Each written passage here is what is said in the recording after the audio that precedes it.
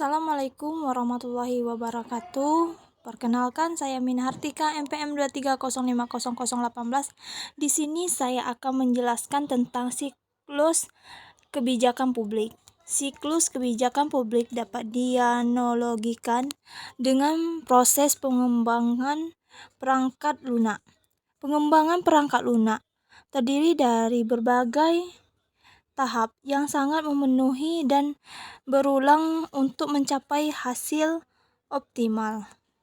Berikut tahap-tahap dalam siklus kebijakan publik versi Day 2013.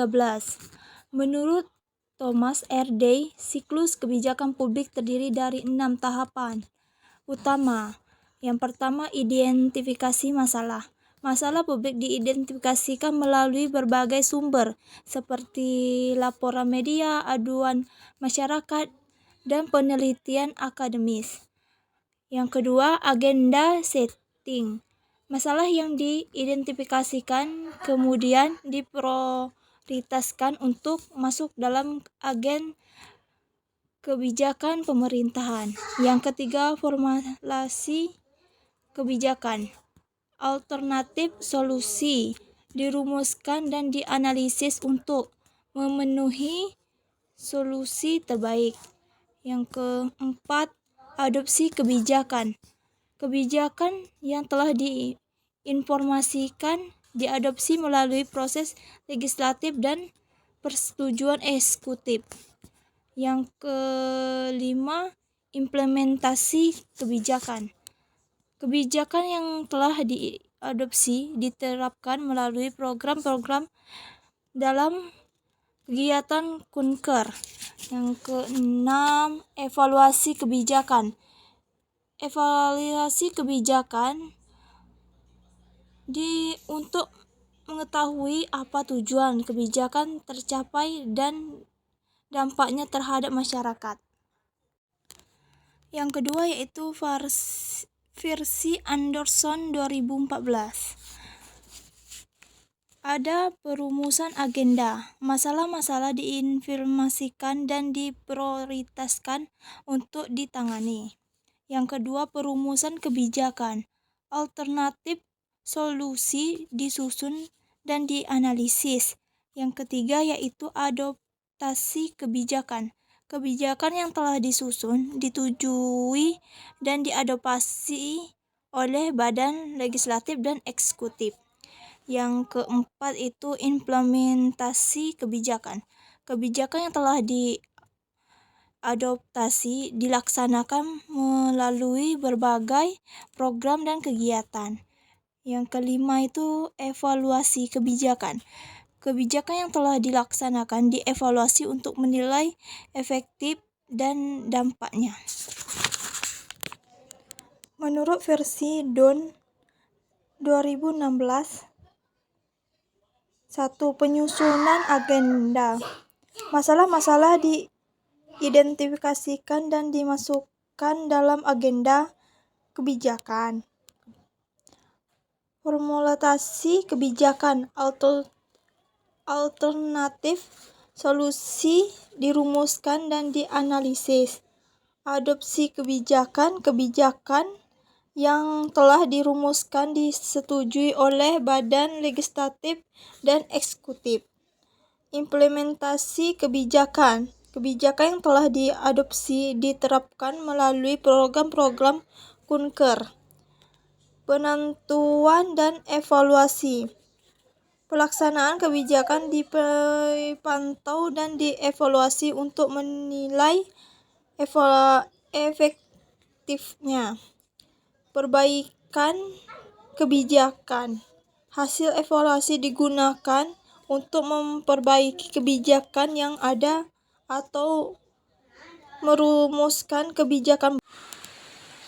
Versi Sabiter dan James Smart 1993. Di sini ada beberapa tahapan yaitu identifikasikan masalah. Masalah publik diidentifikasikan dan diprioritaskan. Yang kedua, perumusan kebijakan. Alternatif solusi disusun dan dianalisis. Yang ketiga, Adopsi kebijakan yang telah dirumuskan, ditunjukkan, dan diadopsi oleh pihak berwenang. Yang keempat, implementasi kebijakan yang telah diadopsi dilaksanakan melalui program-program yang telah di kegiatan kunker. Ya. Evaluasi kebijakan, efektivitas kebijakan dievaluasi untuk mengetahui apa tujuan kebijakan terhadap dan dampaknya terhadap masyarakat. Penyusunan kebijakan yang telah diperbaiki untuk kebijakan baru dirumuskan. Peran aktor dalam siklus kebijakan publik.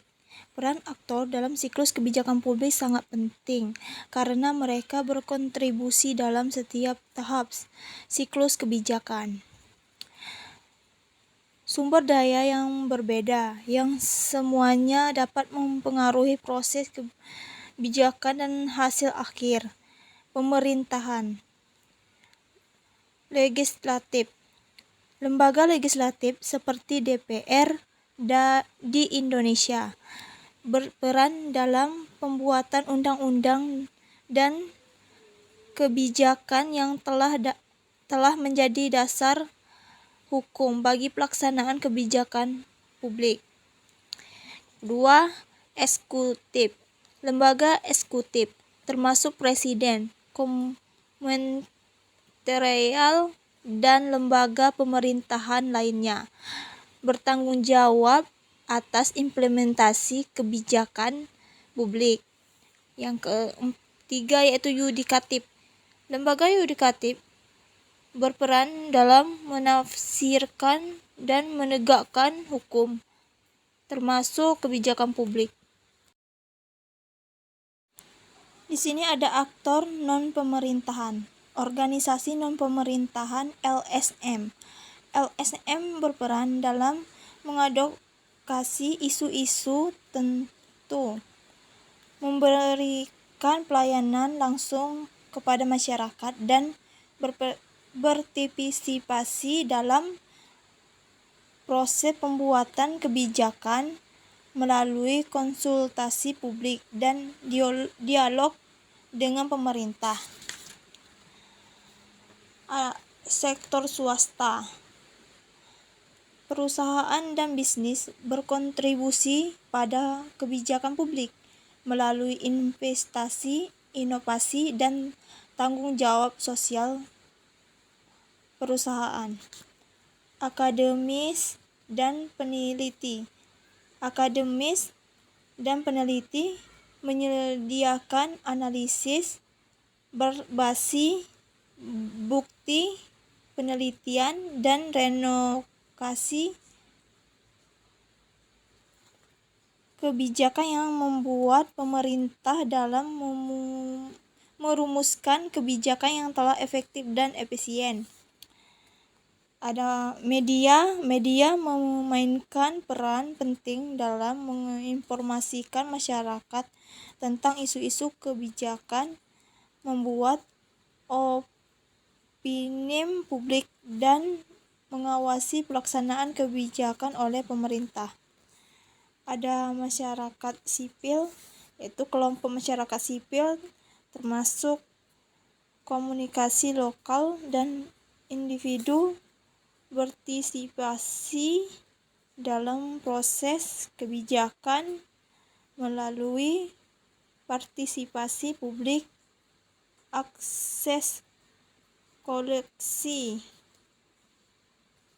dan penyampaian aspirasi kepada pembuatan kebijakan. Siklus kebijakan publik di berbagai negara. Amerika Serikat, siklus kebijakan publik sangat dipengaruhi oleh sistem pemerintahan federal, adanya cabang eksekutif, legislatif, dan yudikatif. Inggris, sistem pemerintahan parlementer memengaruhi siklus kebijakan publik.